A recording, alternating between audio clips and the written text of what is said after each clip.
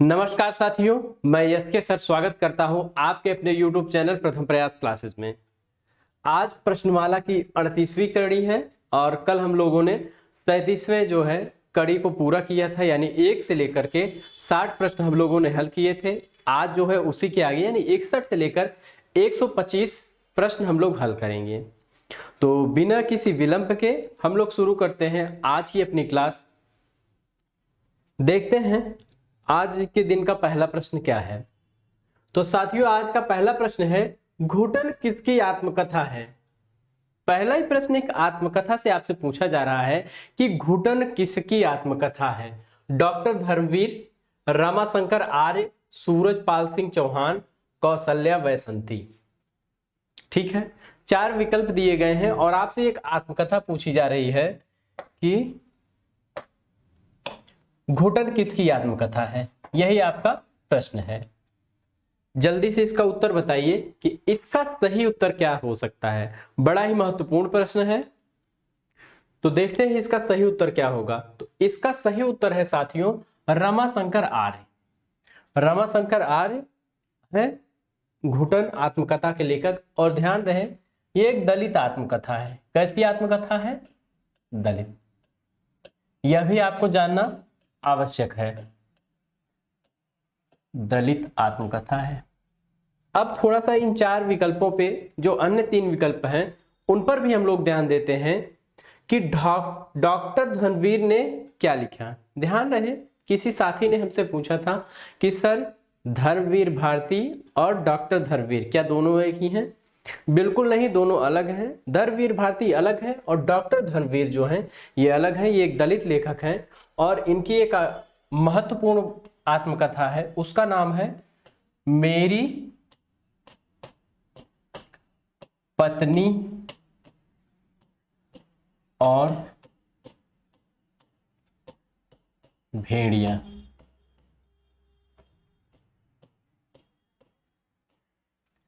फिर से एक बार देखते हैं कि धर्मवीर भारती अंधा युग वाले और ठीक है वो दूसरे हैं जिन्होंने गुनाहों का देवता लिखा है, और ये डॉक्टर धर्मवीर ये अलग हैं। ठीक है, डॉक्टर धर्मवीर की आत्मकथा क्या है? मेरी पत्नी और भेड़िया। सूरजपाल सिंह चौहान ने अपनी आत्मकथा क्या लिखा? इनकी 2 आत्मकथा मिलती है। पहली है तिरस्कृत, तिरस्कृत,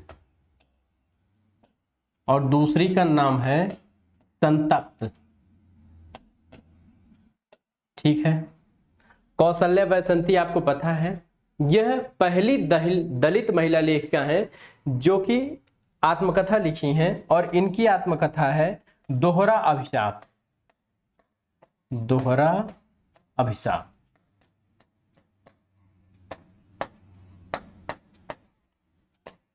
ये सारी बातें आप लोगों के लिए महत्वपूर्ण थी। अगला प्रश्न देखते हैं हम लोग।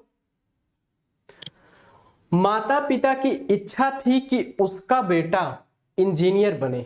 एक छोटा सा वाक्य दिया गया है कि माता पिता की इच्छा थी कि उसका बेटा इंजीनियर बने। में उपवाक्य की पहचान करें। इसमें उपवाक्य की आपको पहचान करना है कि यह कैसा उपवाक्य है। संज्ञा उपवाक्य है, विशेषण उपवाक्य है, क्रिया विशेषण उपवाक्य है, या इनमें से कोई नहीं। कोई नहीं आपको विकल्प दिया गया है। तो ध्यान से प्रश्न को पढ़िए और आप लोग उत्तर दीजिए कि इसमें उपवाक्य पहचानना है कि इस वाक्य में कौन सा उपवाक्य होगा। ठीक है, तो इसका सही उत्तर क्या होगा? तो साथियों इसका सही उत्तर क्या होगा? इसका सही उत्तर होगा संज्ञा उपवाक्य। आप लोगों को क्लास में कई बार बताया गया है कि जो उपवाक्य की से प्रारंभ हो वह हमेशा कैसा उपवाक्य होगा? तो वह हमेशा संज्ञा उपवाक्य होगा। और विशेषण उपवाक्य की क्या पहचान बताई गई थी? जो, जैसा, जितना। जिस उपवाक्य की शुरुआत जो, जैसा या जितना शब्द से होगा वह कैसा उपवाक्य होगा? विशेषण उपवाक्य होगा। ठीक है,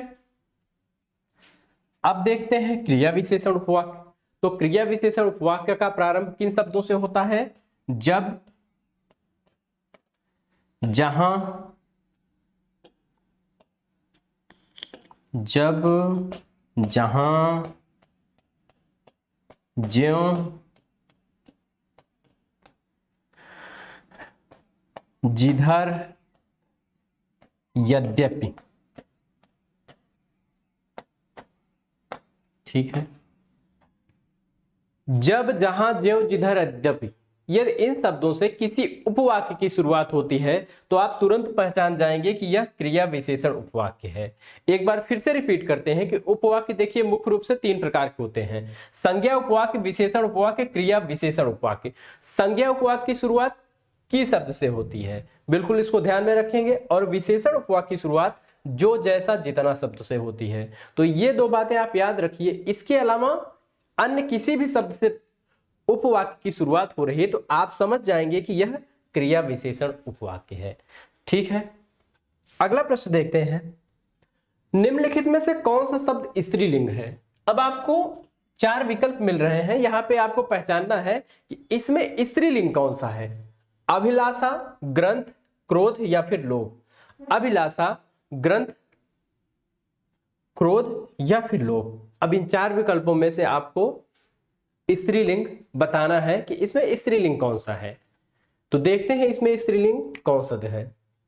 ठीक है, तो ध्यान रहे इसमें स्त्रीलिंग शब्द क्या है? अभिलाषा है। जैसा कि मैंने बताया है, वाक्य का आप प्रयोग करके स्त्रीलिंग और पुल्लिंग को आसानी से पहचान सकते हैं। अभिलाषा जो है वह व्यक्त की जाती है, ठीक है। ग्रंथ लिखा जाता है, क्रोध आता है, लोभ दिखाया जाता है। तो इस तरीके से आप छोटे छोटे वाक्य प्रयोग करके यह जान सकते हैं कि कोई भी शब्द स्त्रीलिंग है या फिर पुल्लिंग है। आगे बढ़ते हैं। मलबे का मालिक कहानी का कथ्य क्या है? ध्यान से देखेंगे हम लोग इस प्रश्न को। मलबे का मालिक कहानी का कथ्य क्या है? सांप्रदायिकता, भारत पाक विभाजन, प्रदूषण या पर्यावरण। पहले देखते हैं कहानी किसने लिखा है। तो यह कहानी मोहन राकेश ने लिखा है। एक बात, मोहन राकेश की कहानी है। अब इसका कथ्य आपसे पूछा जा रहा है कि इसका कथ्य क्या है। सांप्रदायिकता है, भारत पाक विभाजन है, प्रदूषण है या फिर पर्यावरण है। तो इसका सही उत्तर होगा भारत पाक विभाजन। पाक का मतलब पाकिस्तान। भारत और पाकिस्तान का विभाजन जो है, भारत पाक विभाजन जो है, इसका मुख्य विषय है। और इसमें जो है सांप्रदायिकता भी दिखाई गई है, लेकिन आपसे मुख्य रूप से जो उसमें दिखाया गया है वह क्या दिखाया गया है? भारत पाक विभाजन। ठीक है, तो प्रश्न आएगा तो प्रश्न को आप ध्यान से देखेंगे। तो जो सांप्रदायिकता है यह भारत और पाकिस्तान के विभाजन से उत्पन्न हुई सांप्रदायिकता है। ठीक है, जिन्होंने कहानी पढ़ रखी है, कहानी जो है असिस्टेंट प्रोफेसर के, उत्तर प्रदेश हायर एजुकेशन के असिस्टेंट प्रोफेसर के सिलेबस में यह कहानी लगी हुई है। आप लोगों को यह कहानी जरूर पढ़ना चाहिए। आगे बढ़ते हैं कि प्रतिबद्ध कहानी के जनक हैं। प्रतिबद्ध कहानी के जनक कौन है, यही आपसे पूछा जा रहा है। श्याम परमार, अरुण कमल, प्रभाकर माचवे या फिर परमानंद श्रीवास्तव। इन 4 विकल्पों में से आपको चुनना है कि प्रतिबद्ध कविता के जनक हैं। कविता है, मैंने कहानी कह दिया था, तो प्रतिबद्ध कविता के जनक हैं। तो इसका सही उत्तर क्या होगा? इसका सही उत्तर होगा परमानंद श्रीवास्तव। बिल्कुल, ये इंपॉर्टेंट है और इसे ध्यान में रखेंगे आप लोग कि प्रतिबद्ध कविता जब से आपसे पूछा जाए कि इसके जनक कौन है, तो इसके जनक कौन है? परमानंद श्रीवास्तव। आगे बढ़ते हैं। निम्नलिखित विकल्पों में से कौन सा विकल्प सुमेलित नहीं है? एक तरफ रचना दी गई है और एक तरफ रचनाकार दिए गए हैं। आपसे पूछा जा रहा है कि कौन सा सुमेलित नहीं है। कामायनी एक पुनर्विचार, मुक्तिबोध, अधूरे साक्षात्कार, नेमीचंद जैन, इतिहास और आलोचना, शिवदान सिंह चौहान, प्रेमचंद और उनका युग, रामविलास शर्मा। इसमें कौन सा विकल्प सुमेलित नहीं है? जल्दी से आप लोग अपने उत्तर दीजिए। चलिए देखते हैं एक एक विकल्प को। कामायनी एक पुनर्विचार, मुक्तिबोध, बिल्कुल सही है। ये कामायनी एक पुनर्विचार के लेखक कौन है? मुक्तिबोध हैं, यह सही विकल्प है। अधूरे साक्षात्कार, नेमीचंद जैन, यह भी विकल्प सुमेलित है। इतिहास और आलोचना शिवदान सिंह चौहान, यही गलत है। यह शिवदान सिंह चौहान का नहीं है, किसका है? यह नामवर सिंह का है, नामवर सिंह। और यही जो है विकल्प जो है सुमेलित नहीं है। इतिहास और आलोचना के लेखक कौन है? नामवर सिंह है। अगला विकल्प है प्रेमचंद और उनका युग रामविलास शर्मा, यह भी बिल्कुल सही विकल्प है। प्रेमचंद और उनका युग, इसके लेखक कौन है? रामविलास शर्मा। अगला प्रश्न है कि निम्नलिखित में से किस कवि को मार्क्सवादी चेतना का कवि कहा जाता है? मार्क्सवादी चेतना का कवि, एक नया नाम मिल गया आपको कि मार्क्सवादी चेतना का कवि किसे कहा जाता है? धर्मवीर भारती, अज्ञेय, हरिवंश राय बच्चन या फिर केदारनाथ सिंह। धर्मवीर भारती, अज्ञेय, हरिवंश राय बच्चन या फिर केदारनाथ सिंह, इन चारों में से कौन है जो मार्क्सवादी चेतना का कवि जिसे कहा जाता है? सही उत्तर क्या होगा?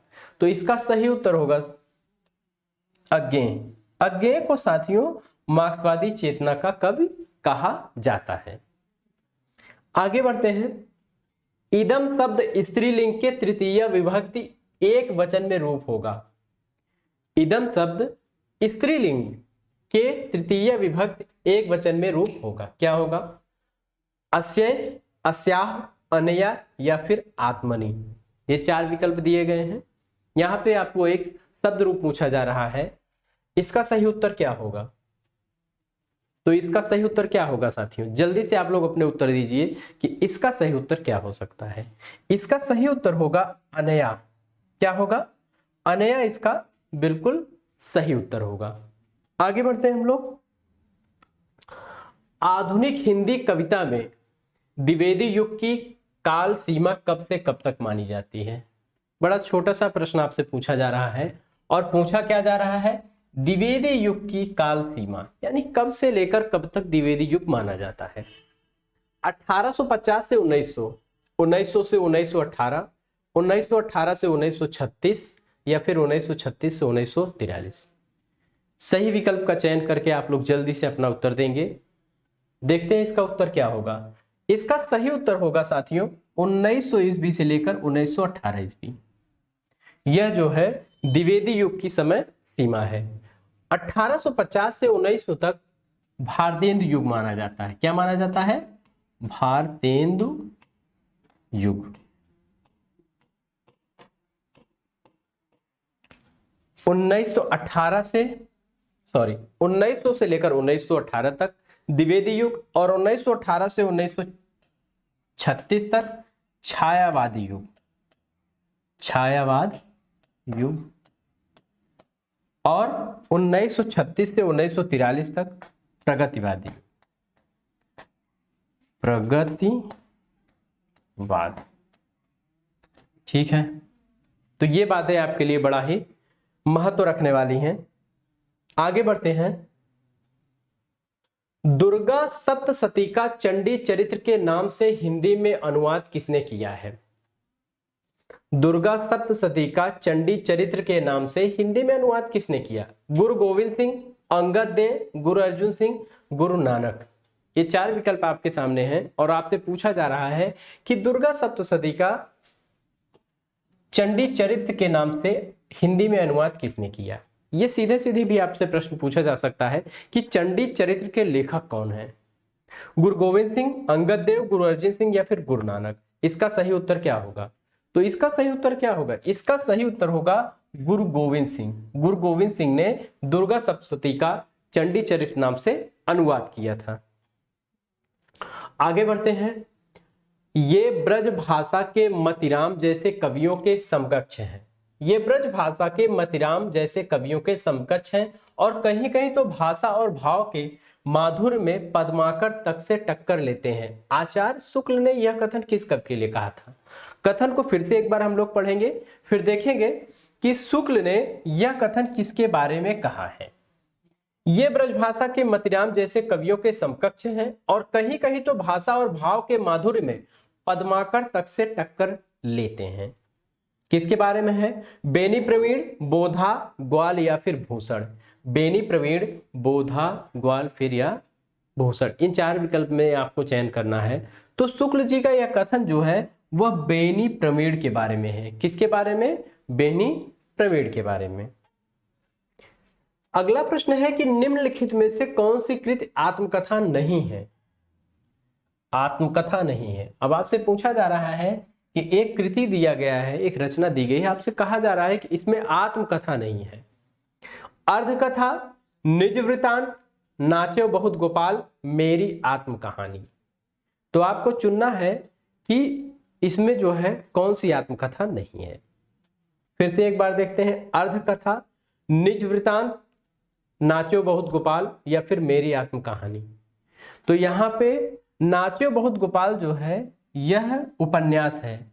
किसका उपन्यास है? अमृतलाल नागर का। अमृतलाल नागर। यहां पे तीन छोटे छोटे प्रश्न आपके लिए छोड़े जा रहे हैं। इन तीनों विकल्पों के सही राइटर का नाम लिख के आप लोग कमेंट करेंगे कि यह तीनों किसकी किसकी आत्मकथा है। एक का मैं बता दे रहा हूं कि अर्धकथा जो है यह डॉक्टर नगेंद्र की आत्मकथा है। तो आपका काम मैंने कम कर दिया है। अब आपको बताना है कि निज वृतांत और मेरी आत्मकहानी किसकी आत्मकथा है। आगे बढ़ते हैं। मंदिर के चारों ओर भक्त हैं, मंदिर के चारों ओर भक्त हैं का संस्कृत अनुवाद है मंदिरं परितः भक्ताः सन्ति, मंदिरम उभयतः भक्ताः सन्ति, मंदिरम परितः भक्तः अस्ति, या फिर मंदिरम उभयतः भक्त। इन चार में से आपको एक विकल्प का चयन करना है जो कि मंदिर के चारों ओर भक्त है का संस्कृत अनुवाद होगा। ठीक है, जल्दी से आप लोग कमेंट करिए और अपने उत्तर बताइए इसका सही उत्तर क्या हो सकता है। तो साथियों इसका सही उत्तर होगा मंदिरम परितः भक्ताः सन्ति। ठीक है, आगे बढ़ते हैं। निम्नलिखित में से कौन सा शब्द सर्वनाम नहीं है? अब इसमें एक शब्द दिया गया है चारों विकल्पों में जो सर्वनाम नहीं है। ठीक है, कौन, कोई, उसने 10 गुना। कौन, कोई, उसने 10 गुना, इसमें से एक विकल्प का चयन करना है जो कि सर्वनाम नहीं है। इसका उत्तर जल्दी से आप लोग दीजिए कि इसमें सर्वनाम कौन सा नहीं है। तो कौन भी सर्वनाम है, उसने भी सर्वनाम है, कोई भी सर्वनाम है। 10 गुना जो है यह संख्यावाचक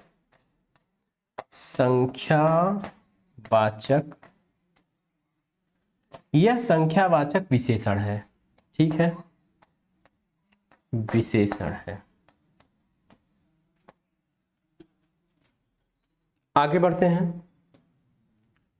निम्नलिखित में से कौन सा उपन्यास भगवती चरण वर्मा ने नहीं लिखा है?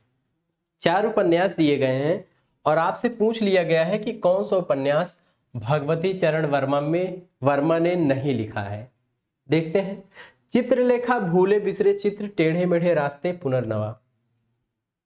चित्रलेखा, भूले बिसरे चित्र, टेढ़े मेढ़े रास्ते और पुनर्नवा। अब इसमें भगवती चरण वर्मा का कौन सा नहीं है देखते हैं।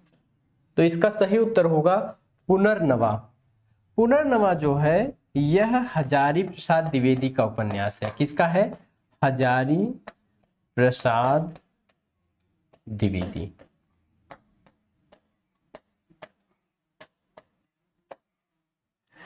चित्रलेखा भी इनका उपन्यास है, भूले बिसरे चित्र भी इनका उपन्यास है, टेढ़े मेढ़े रास्ते भी इन्हीं का उपन्यास है।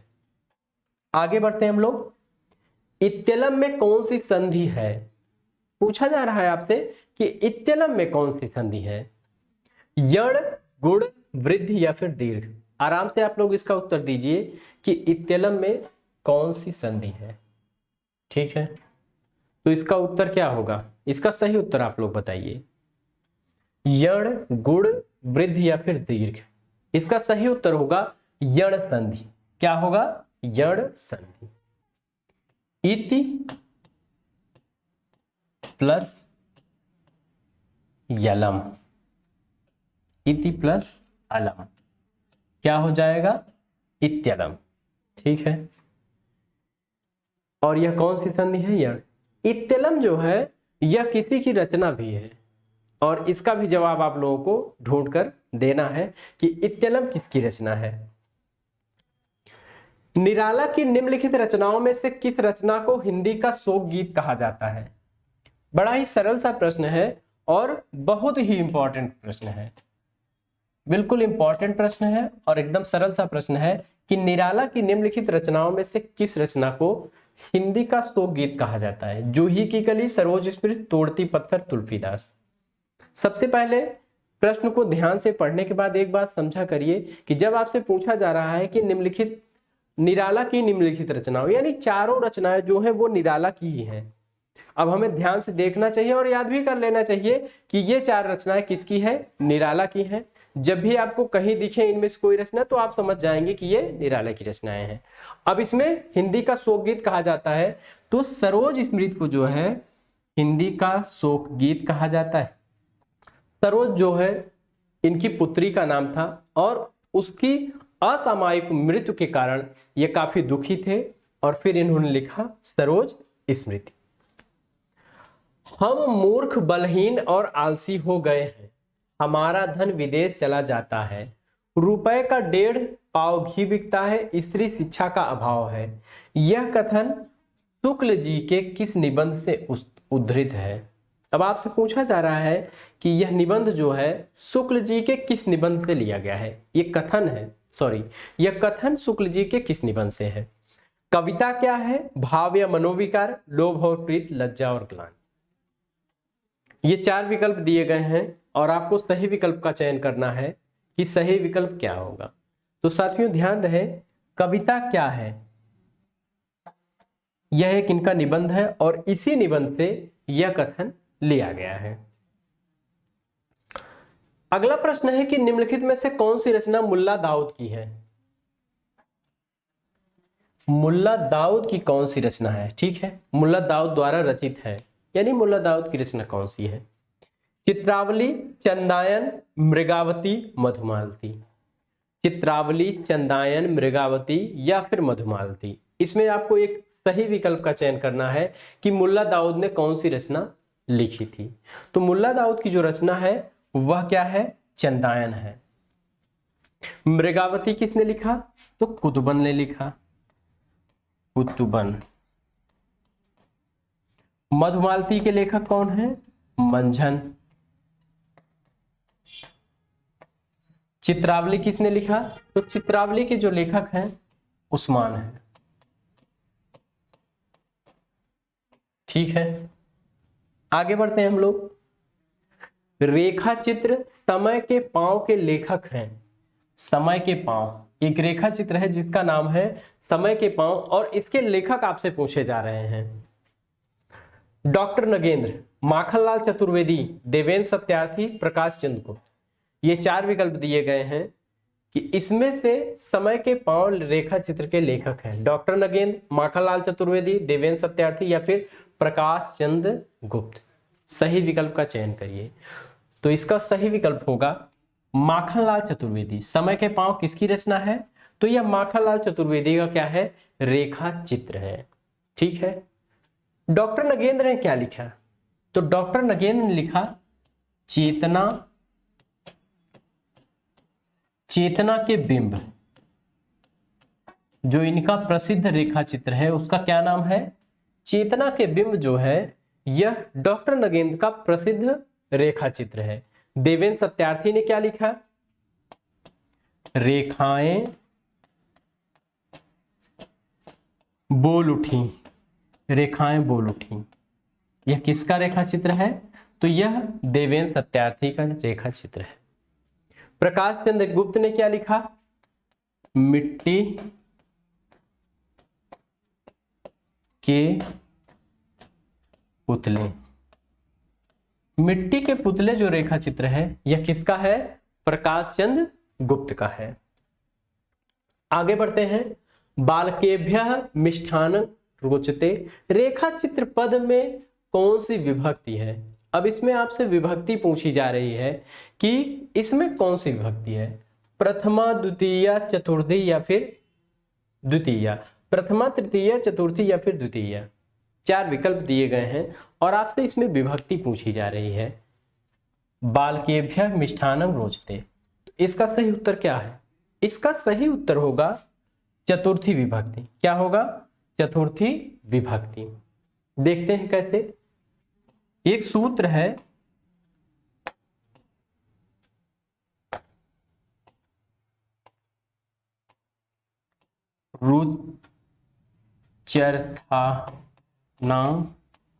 रुच्यर्थानां पीयमाणा। तो यह चतुर्थ विभक्ति का यह सूत्र है, रुच्यर्थानां पीयमाणा है, यानी रुचि में और प्रिय लगने वाली वस्तुओं में कौन सी विभक्ति लगती है? चौथी विभक्ति। इनमें से किस लेखक का संबंध भारतेंदु मंडल से नहीं था? सीधा सीधा आपसे पूछा जा रहा है कि भारतेंदु मंडल के लेखक नहीं हैं। प्रताप नारायण मिश्र, बालकृष्ण शर्मा, ठाकुर जगमोहन सिंह या फिर बद्री नारायण चौधरी प्रेमगन।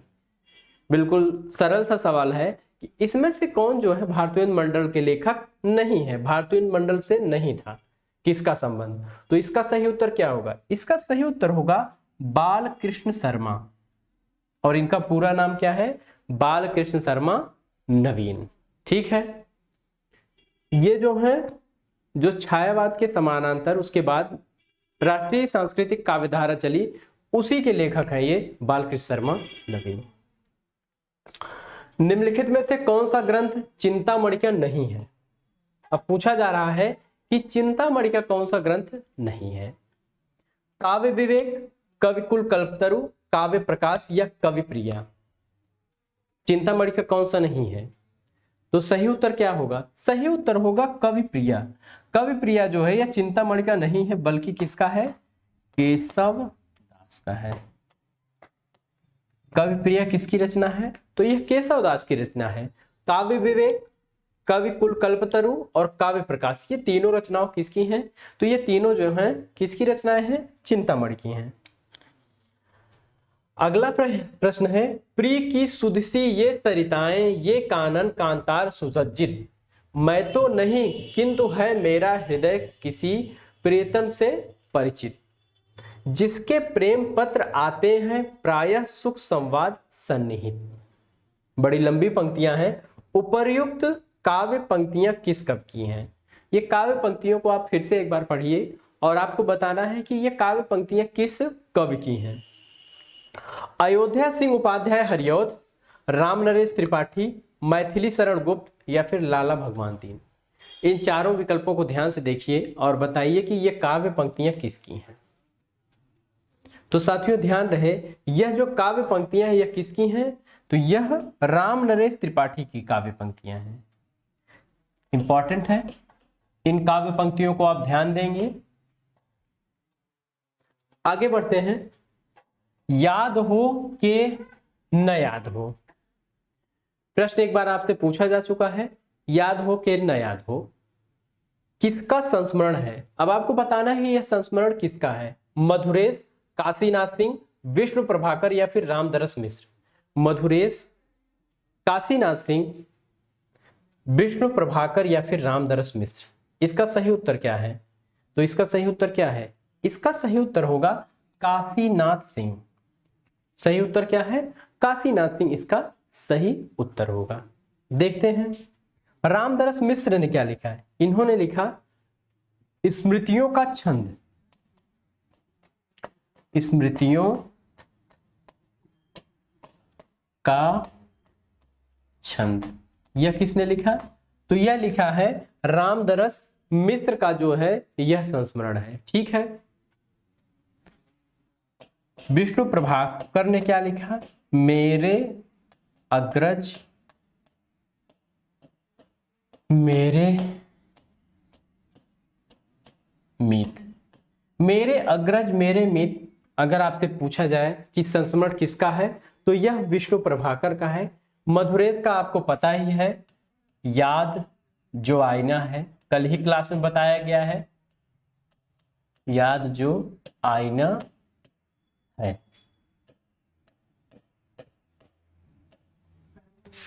आगे बढ़ते हैं हम लोग। युग की गंगा किसकी रचना है? केदारनाथ सिंह, केदारनाथ अग्रवाल, नागार्जुन या फिर रामेश्वर शुक्ल अंचल। युग की गंगा किसकी रचना है? सीधा सीधा एक छोटा सा प्रश्न पूछा जा रहा है। केदारनाथ सिंह, केदारनाथ अग्रवाल, नागार्जुन या रामेश्वर शुक्ल अंचल। इसका सही उत्तर क्या है? इसका सही उत्तर होगा केदारनाथ अग्रवाल। प्रगतिवादी कवि है, पता है आपको।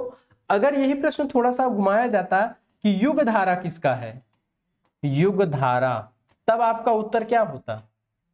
अगर युग धारा पूछा जाता तो आपको उत्तर होना चाहिए था नागार्जुन, लेकिन आपसे पूछा गया युग की गंगा। ठीक है, आगे बढ़ते हैं। अंग्रेजी स्वच्छंदतावादी काव्य का प्रभाव, फिर से देखते हैं कि अंग्रेजी स्वच्छंदतावादी काव्य का प्रभाव हिंदी की किस काव्यधारा पर दिखाई देता है? मोस्ट इंपॉर्टेंट प्रश्न है ये, वेरी इंपॉर्टेंट। प्रगतिवाद, प्रयोगवाद, छायावाद, नई कविता, ये 4 विकल्प दिए गए हैं और आपको उत्तर बताना है कि अंग्रेजी स्वच्छंदतावादी काव्य का प्रभाव किस पर दिखाई देता है। इसका सही उत्तर होगा छायावाद। किस पर दिखाई देता है? तो यह छायावाद पर दिखाई देता है। इनमें से किस विद्वान ने आदिकाल को सिद्ध सामंत काल कहा? चलिए, आदिकाल को विद्वानों ने क्या क्या नाम दिया है? सिद्ध सामंत काल किसने कहा? राहुल सांकृत्यायन, रामकुमार वर्मा, मिश्र बंधु या फिर रामचंद्र शुक्ल। अब इसमें सिद्ध सामंत काल किसने कहा? तो इसका सही उत्तर क्या होगा? इसका सही उत्तर होगा राहुल सांकृत्यायन। रामकुमार वर्मा ने क्या कहा?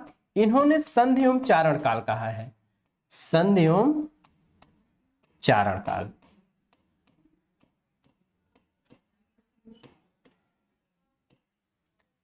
मिश्र बंधु ने क्या कहा? आरंभिक काल कहा है, आरंभिक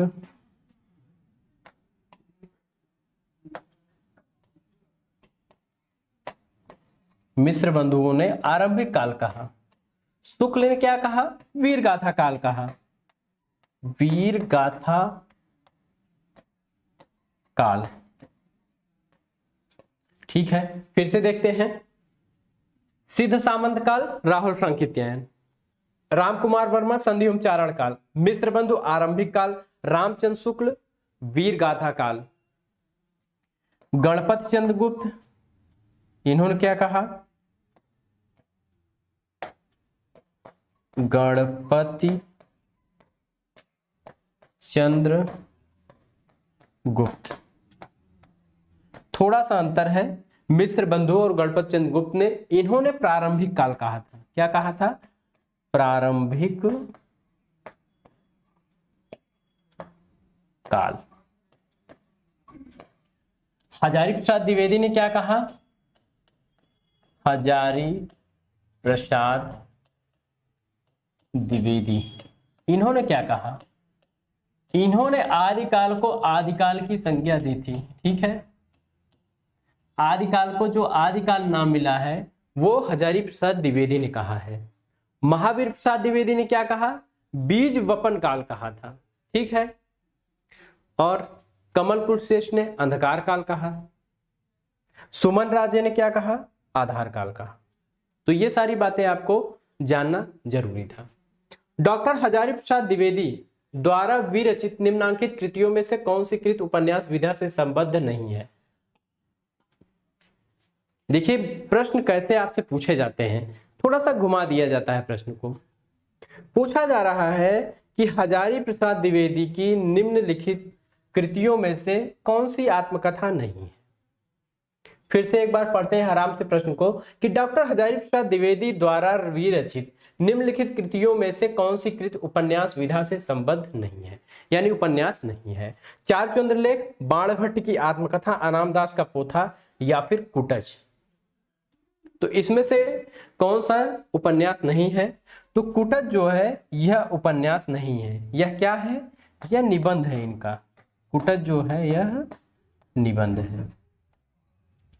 इन्होंने 4 उपन्यास लिखे थे, आप लोग ध्यान दीजिएगा। चार चंद्रलेख, बाणभट्ट की आत्मकथा, अनामदास का पोथा और एक उपन्यास है इनका पुनर्नवा। ठीक है, ये छोटी छोटी बातें आप हमेशा ध्यान रखा करेंगे। आगे बढ़ते हैं। सेवा सदन उपन्यास कब प्रकाशित हुआ? सेवा सदन उपन्यास जो है कब प्रकाशित हुआ, यही आपको बताना है। सेवा सदन 1907, 1918, 1936, 1934। 1907, 1918, 1936 या फिर 1934। सेवा सदन जो उपन्यास है ये प्रेमचंद का है, प्रेमचंद। इसका प्रकाशन वर्ष आपसे अगर पूछा जाए तो इसका सही उत्तर क्या होगा? इसका साथियों सही उत्तर होगा 1918। आगे बढ़ते हैं हम लोग। निम्नलिखित में से कौन सा युग्म सुमेलित नहीं है? अब इसमें कौन सा युग्म सुमेलित नहीं है यही आपको बताना है, ठीक है। वनबेला सूर्यकांत त्रिपाठी निराला, उत्तरा रामनरेश त्रिपाठी, परिक्रमा महादेवी वर्मा, चित्राधार, चित्राधार होना चाहिए तो चित्राधार जयशंकर प्रसाद, ठीक है। इन चारों विकल्पों में से कौन सा सुमेलित नहीं है? एक तरफ से देखते हैं, वनबेला जो है सूर्यकांत त्रिपाठी निराला की कविता है, बिल्कुल सही है। उत्तरा यह राम नरेश त्रिपाठी का नहीं है, किसका है यह? सुमित्रा नंदन, यह सुमित्रा नंदन पंत की कविता है, ठीक है। परिक्रमा महादेवी वर्मा, बिल्कुल सही है। चित्राधार जो कविता है वह जयशंकर प्रसाद की है। तो इसमें जो सुमेलित नहीं है वह यही है। आगे बढ़ते हैं। यदि प्रेम ही जीवन का सत्य है, यदि प्रेम ही जीवन का सत्य है तो संसार ज्वालामुखी है। कितनी ही बार यह प्रश्न जो है यूजीसी नेट के एग्जाम में पूछा गया है, इंपॉर्टेंट है, पुनः यह पूछा जा सकता है और पूछा जाएगा भी। चंद्रगुप्त कार्नेलिया, यहाँ पे संवाद पूछा जा रहा है कि यह संवाद किसके किसके मध्य का है, किसके बीच हुआ है। चंद्रगुप्त कार्नेलिया, ध्रुव स्वामिनी कोमा, चंद्रगुप्त अलका, स्कंदगुप्त बसंत सेना। तो यह संवाद किसके बीच का है? तो इसका सही उत्तर होगा चंद्रगुप्त और कार्नेलिया। यह संवाद किसके बीच का है? तो यह चंद्रगुप्त और कार्नेलिया का है। किस नाटक से है? चंद्रगुप्त नाटक से है, चंद्रगुप्त नाटक से है। और इसके लेखक कौन है? प्रसाद है। प्रसाद का मतलब जयशंकर।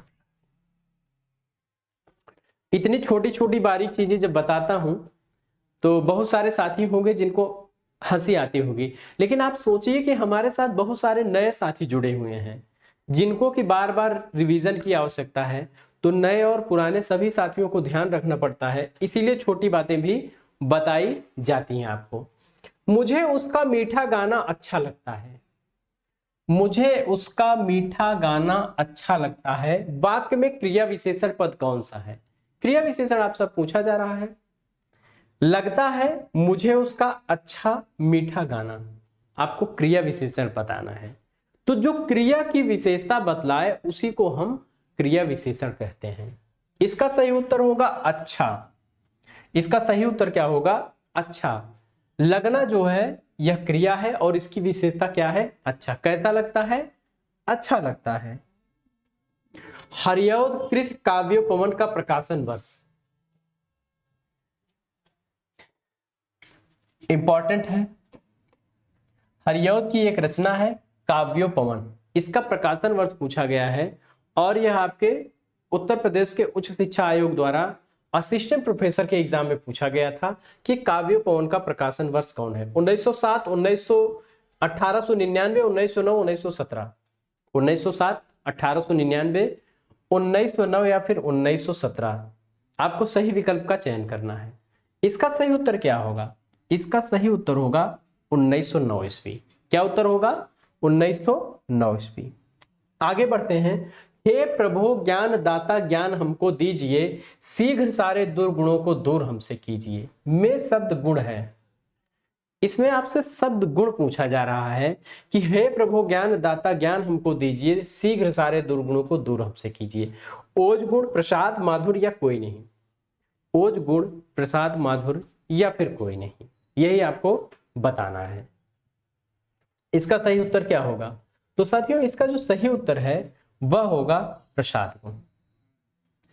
ऐसा काव्य जिसको सुनते या पढ़ते ही उसके अर्थ को हम हृदयंगम कर लेते हैं, उसे क्या कहते हैं? प्रसाद गुण कहते हैं। किस वाक्य में द्विकर्मक क्रिया का प्रयोग है? द्विकर्मक क्रिया जिसमें दो कर्म हो।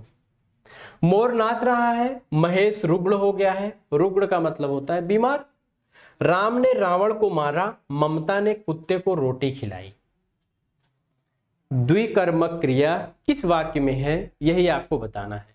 तो जल्दी से आप अपने उत्तर बताइए, क्या उत्तर होगा। मोर नाच रहा है, महेश रुग्ण हो गया, राम ने रावण को मारा। इसका सही उत्तर क्या होगा, ममता ने कुत्ते को रोटी खिलाई। इसमें देखिए दो कर्म हैं, एक तो कुत्ता और दूसरा रोटी, और यही आपका सही उत्तर होगा। अगला प्रश्न है कि निम्नलिखित में से कौन सी रचना सूर्यकांत त्रिपाठी निराला की नहीं है। अब निराला की रचना नहीं है, वही आपको बताना है। अनामिका गीतिका परिमल निशीथ, अनामिका गीतिका परिमल या फिर निशीथ, यही आपको चुनाव करना है कि सही उत्तर क्या होगा इसका। इसका सही उत्तर जो है वह है निशीथ। निशीथ किसकी रचना है, तो यह राम कुमार वर्मा की रचना है, राम कुमार वर्मा। ठीक है, आगे बढ़ते हैं। सुरेंद्र वर्मा के प्रसिद्ध उपन्यास काटना समी का वृक्ष, काटना समी का वृक्ष पद्य पंखरी की धार से के लिए उनको कौन सा पुरस्कार मिला।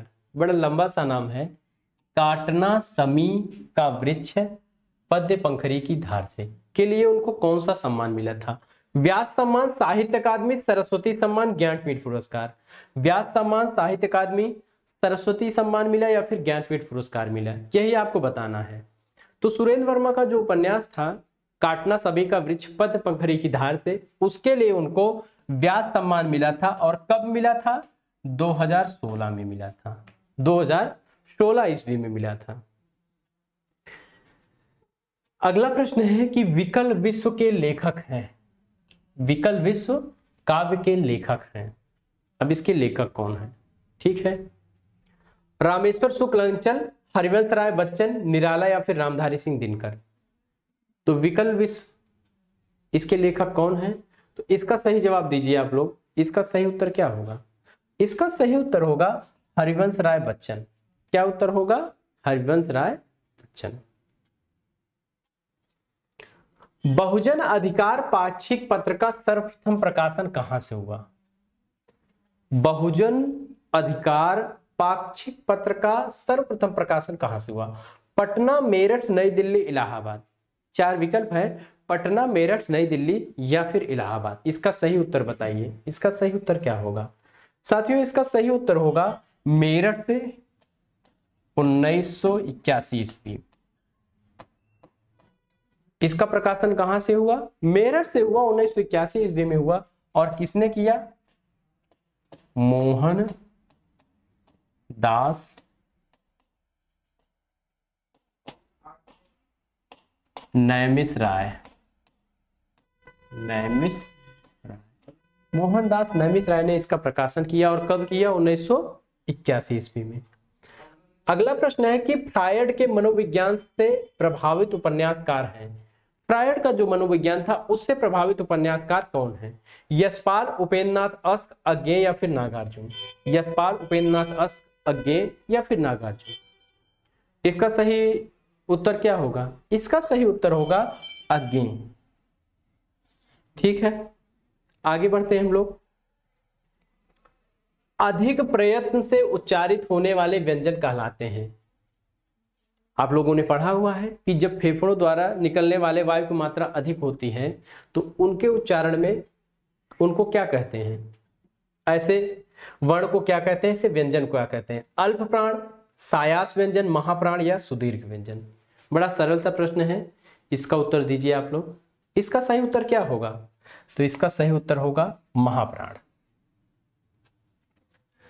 अगला प्रश्न है कि नाटक जारी है काव्य संग्रह के रचयिता हैं। नाटक जारी है काव्य संग्रह के रचयिता कौन है। श्रीकांत वर्मा, चंद्रकांत देवताले, धूमिल या फिर लीलाधर जगूड़ी। श्रीकांत वर्मा, चंद्रकांत देवताले, धूमिल या फिर लीलाधर जगूड़ी। तो इसका सही उत्तर क्या है, इसका सही उत्तर होगा लीलाधर जगूड़ी। ठीक है, इसका सही उत्तर क्या होगा, इसका सही उत्तर होगा लीलाधर जगूड़ी। आगे बढ़ते हैं। समीकरण का विलोम होगा। एक शब्द दिया गया है समीकरण। अब इसी का आपसे विलोम पूछा जा रहा है कि इसका विलोम क्या हो सकता है। समाधान, निराकरण, विसमीकरण या फिर आलेख। समाधान, निराकरण, विसमीकरण या फिर आलेख। इंपॉर्टेंट क्वेश्चन है और इसका सही उत्तर होगा विसमीकरण। क्या होगा इसका उत्तर? विसमीकरण इसका सही उत्तर होगा। अगला प्रश्न है कि उस काव्यकृति का चयन करें जो लेखक के साथ सुमेलित नहीं है। अब एक काव्यकृति है जो लेखक के साथ सुमेलित नहीं है।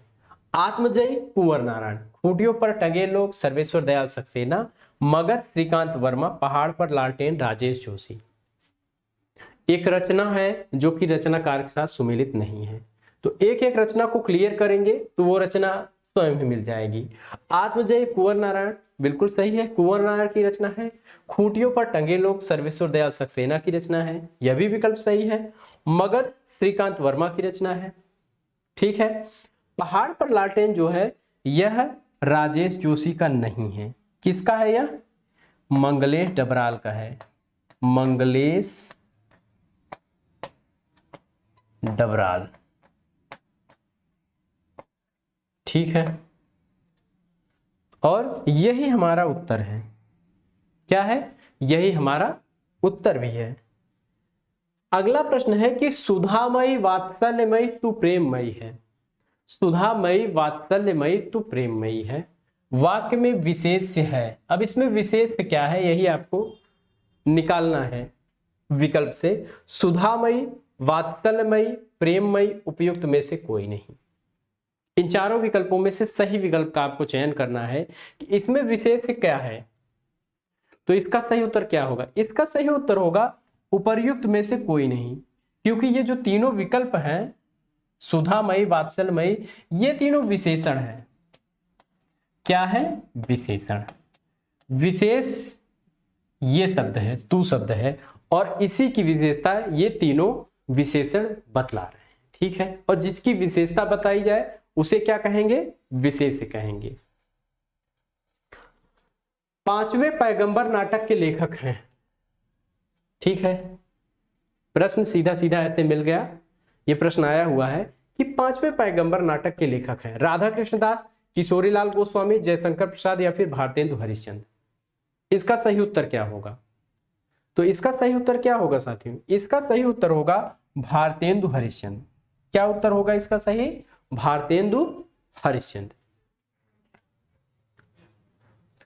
अगला प्रश्न है कि स्वर्गोत्थान बिना सांप, स्वर्ग उत्थान बिना सांप यात्रा वृत्त के लेखक हैं। एक यात्रा साहित्य से आपसे प्रश्न पूछा जा रहा है कि स्वर्गोत्थान बिना सांप किसका यात्रा वृत्तांत है? यात्रा वृत्त के लेखक हैं दिनकर रामवृक्ष बेनपुरी, निर्मल वर्मा या फिर यशपाल। दिनकर रामवृक्ष बेनपुरी, निर्मल वर्मा या फिर यशपाल।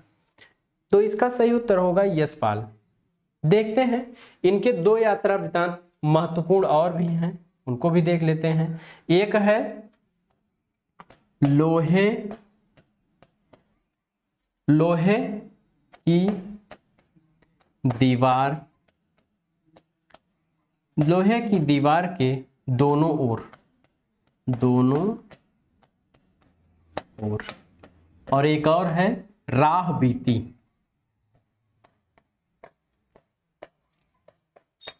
तो ये तीन जो है इनके महत्वपूर्ण यात्रा वृत्तांत हैं। फिर से देख लेते हैं। स्वर्गोत्थान बिना सांप, लोहे की दीवार के दोनों ओर, राह बीती। अगला प्रश्न है कि काव्य कौतुकम के लेखक आचार्य हैं, कौन है?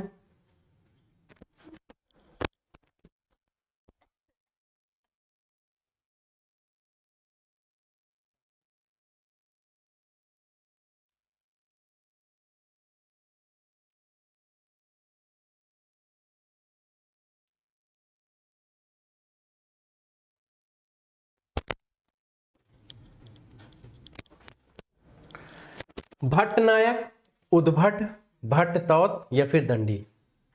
इन चार विकल्पों में से सही विकल्प का आपको चयन करना है कि काव्य कौतुकम के लेखक आचार्य हैं। तो इसका सही उत्तर क्या होगा? इसका सही उत्तर होगा साथियों भट्टतौत।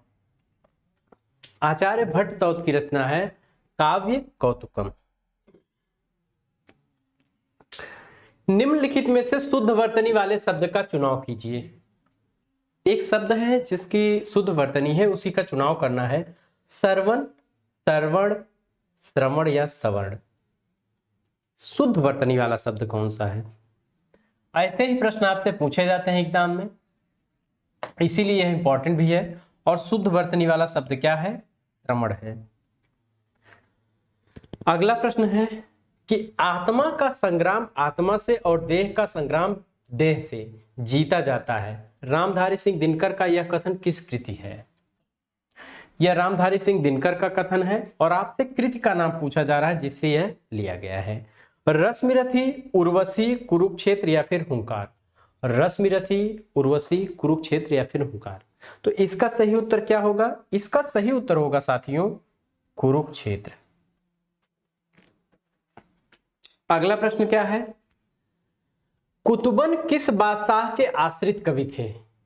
कुतुबन, अब आपसे पूछा जा रहा है कि कुतुबन किस बादशाह के आश्रित कवि थे?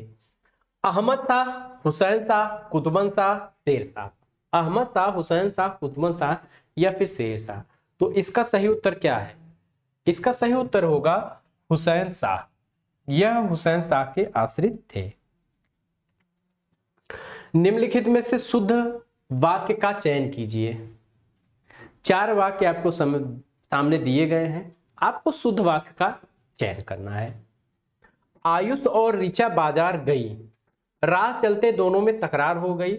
इस कहानी को एक स्त्री लेखिका ने लिखा है। एक और विकल्प है, बच्चे ने कहा पापा आ गए। क्या है? बच्चे ने कहा पापा आ गए। इसमें शुद्ध जो है वाक्य का आपको चयन करना है। तो यहां पे थोड़ी सी गलती हो गई है विकल्पों में। यहां 2 वाक्य शुद्ध हो रहे हैं। पहला वाक्य क्या होगा? राह चलते दोनों में तकरार हो गई। यह भी वाक्य शुद्ध है। और चौथा विकल्प भी यहां शुद्ध होगा, बच्चे ने कहा पापा आ गए। ठीक है, तो ये थोड़ा सा गड़बड़ हो गया था, लेकिन कोई बात नहीं। आयुष और ऋचा बाजार गई, गई की जगह यहां पे गए होना चाहिए। इस कहानी को एक स्त्री लेखिका ने लिखा है। भाई जब लेखिका यहां लिखा हुआ है तो स्त्री लिखने की कोई आवश्यकता नहीं है। इस कहानी को एक लेखिका ने लिखा है, इससे पता चल जाता है कि वह कोई स्त्री ही है। ठीक है, आगे बढ़ते हैं हम लोग। पुरुषोत्तम में समास है अव्ययी भाव, अधिकरण तत्पुरुष, बहुब्रीहि समास या फिर कर्मधारय। इसका सही उत्तर क्या होगा? इसका सही उत्तर होगा अधिकरण तत्पुरुष। पुरुषों में उत्तम यानी पुरुषोत्तम। भारवी के कीर्तार्जुनीयम के प्रसिद्ध टीकाकार। अब यहां कीर्तार्जुनीयम जो रचना है भारवी की, उसके टीकाकार पूछे जा रहे हैं कि उसकी टीका किसने लिखी। सोमनाथ, मल्लिनाथ, रज्जब अली या फिर भास। 4 विकल्प हैं कि सोमनाथ, मल्लिनाथ, रज्जब अली या फिर भास। इस 4 विकल्पों में से सही विकल्प क्या होगा? तो आपको पता ही है कि इनके प्रसिद्ध टीकाकार जो है वह कौन है? मल्लिनाथ हैं। और इंपॉर्टेंट प्रश्न है, पूछा जा सकता है कि भारवी की रचना कीर्तार्जुनीयम के प्रसिद्ध टीकाकार कौन है। यह सीधा सीधा पूछा जाएगा कि कीर्तार्जुनीयम की टीका किसने लिखी। हस्त धातु के लंग लकार मध्यम पुरुष द्विवचन में रूप होगा। क्या होगा? अहस, अहस्तम, अहसन, अहस्ताम। ये 4 विकल्प दिए गए हैं और आपको सही विकल्प का चयन करना है। तो इसका सही उत्तर क्या होगा? इसका सही उत्तर होगा अहस्तम। क्या उत्तर होगा? अहस्तम। कृष्ण गीतावली किसकी रचना है? सरल सा प्रश्न है कि कृष्ण गीतावली किसकी रचना है। सूरदास, नाभादास, तुलसीदास या फिर मीराबाई। सूरदास, नाभादास, तुलसीदास या फिर मीराबाई। सही उत्तर क्या होगा? इसका सही उत्तर होगा तुलसीदास। कृष्ण गीतावली किसकी रचना है? तो यह तुलसीदास की रचना है। द्विवेदी युग का वह साहित्यकार जिन्हें कविता कामनी कांत, देखिए फिर से, द्विवेदी युग का वह साहित्यकार जिन्हें कविता कामनी कांत, भारतेंदु प्रगेंदु और साहित्य सुधाकर उपाधियों से विभूषित किया गया है। एक कवि हैं जिनको कविता कामिनीकांत, भारतेंदु प्रगेंदु या साहित्य सुधाकर उपाधियों से विभूषित किया गया है। नाथूराम शर्मा शंकर, भारतेंदु हरिश्चंद्र, रामधारी सिंह दिनकर, सूर्यकांत त्रिपाठी निराला। 4 विकल्प दिए गए हैं, सही विकल्प का चयन करना है। तो इसका सही उत्तर क्या होगा? इसका सही उत्तर होगा नाथूराम शर्मा शंकर। आपसे अलग अलग करके भी पूछा जा सकता है कि भारतेंदु प्रगेंदु किसे कहा गया है, या फिर पूछा जा सकता है कविता कामिनीकांत कौन है, या फिर यह भी कहा जा सकता है साहित्य सुधाकर किसका उपनाम है। तो ये बातें आपको ध्यान रखने वाली हैं, ठीक है। अगला प्रश्न है, प्रसिद्ध उपन्यास सोना माटी के लेखक हैं। Very important. सोना माटी एक उपन्यास है, उसका लेखक आपसे पूछा जा रहा है। रामदरस मिश्र, विवेकी राय, अमृत राय, गोविंद मिश्र। रामदरस मिश्र, विवेकी राय, अमृत राय और गोविंद मिश्र। ये 4 विकल्प दिए गए हैं और इन विकल्पों में से आपको सही विकल्प का चयन करना है कि सोना माटी उपन्यास के लेखक कौन है। तो इसका सही उत्तर क्या होगा? इसका सही उत्तर होगा विवेकी राय। क्या उत्तर होगा? विवेकी राय का जो उपन्यास है उसी का नाम है सोना माटी। निम्नलिखित में से कारक और विभक्ति का युग्म असंगत है। एक कारक और विभक्ति का युग्म असंगत है। 4 विकल्प दिए गए हैं, 4 युग्म दिए गए हैं। कर्ता ने, कर्म पर, करण से द्वारा, अधिकरण में पर। सही विकल्प का चयन करना है आपको। इसका सही उत्तर क्या होगा? इसका सही उत्तर होगा कर्म। यहां पर नहीं होना चाहिए, बल्कि क्या होना चाहिए? कर्ता ने कर्म से होना चाहिए, ठीक है।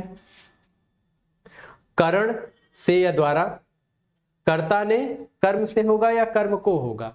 कर्ता ने कर्म को होना चाहिए, कर्ता ने कर्म को। तो जो विभक्ति होगी वो क्या होगी? को होगी। कर्ता ने कर्म को, करण से या द्वारा, अधिकरण में पर। तो ये विकल्प आपका सही होगा, ठीक है। अगला प्रश्न है कि निम्नलिखित में से किस ग्रंथ की रचना नंददास ने नहीं की है? 4 विकल्प दिए गए हैं और आपसे पूछा जा रहा है कि नंददास ने किसकी रचना नहीं की है। गीत गोविंद का टीका, रास पंचाध्यायी, अनेकांत मंजरी या फिर श्याम सगाई। कौन सी रचना है जिसकी रचना जो है नंददास ने नहीं की है? इसका सही उत्तर क्या होगा? इसका सही उत्तर होगा गीत गोविंद का टीका। रास पंचाध्यायी जो है नंददास की रचना है, अनेकार्थ मंजरी भी इनकी रचना है और श्याम सगाई भी इन्हीं की रचना है। रक्षाबंधन कहानी के लेखक हैं। अब रक्षाबंधन कहानी आपसे पूछा जा रहा है कि यह कहानी किसने लिखी? जयशंकर प्रसाद, किशोरीलाल गोस्वामी, विश्वंभरनाथ शर्मा कौशिक या फिर बंग महिला। अब रक्षाबंधन कहानी किसने लिखी है यही आपको बताना है। इसका सही उत्तर क्या है?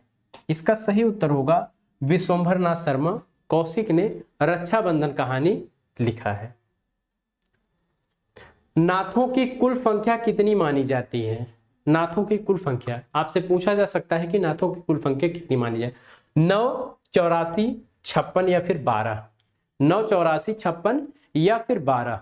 तो नाथों की जो संख्या है वह कितनी मानी जाती है? 9 मानी जाती है, ठीक है। कितनी मानी जाती है? तो नाथों की संख्या 9 मानी जाती है। आगे बढ़ते हैं। लक्षणा शब्द शक्ति तब होती है जब, देखिए ये प्रश्न है आपका कि लक्षणा शब्द शक्ति होती है तब होती है जब। अब 4 विकल्प दिए गए हैं और आपको बताना है कब लक्षणा शब्द शक्ति होती है। शब्द का मुख्य अर्थ ग्रहण करने में बाधा पड़े। दूसरा विकल्प है शब्द के मुख्य अर्थ से संबंधित कोई अन्य अर्थ लिया जाए। तीसरा विकल्प है अन्य अर्थ को ग्रहण करने के पीछे कोई उद्देश्य या विशेष प्रयोजन हो। चौथा विकल्प है उपर्युक्त सभी, ठीक है। तो आपको सही उत्तर आपको इसका चयन करना है। तो इसका सही उत्तर होगा उपर्युक्त सभी, यानी कि लक्षणा शब्द शक्ति किन परिस्थितियों में होगी? जब शब्द का मुख्य अर्थ ग्रहण करने में बाधा पड़े, शब्द के मुख्य अर्थ से संबंधित कोई अन्य अर्थ लिया जाए, बिल्कुल सही बात है, अन्य अर्थ को ग्रहण करने के पीछे कोई उद्देश्य या विशेष प्रयोजन हो। ठीक है, तो आज की प्रश्नमाला यही हमारी समाप्त होती है।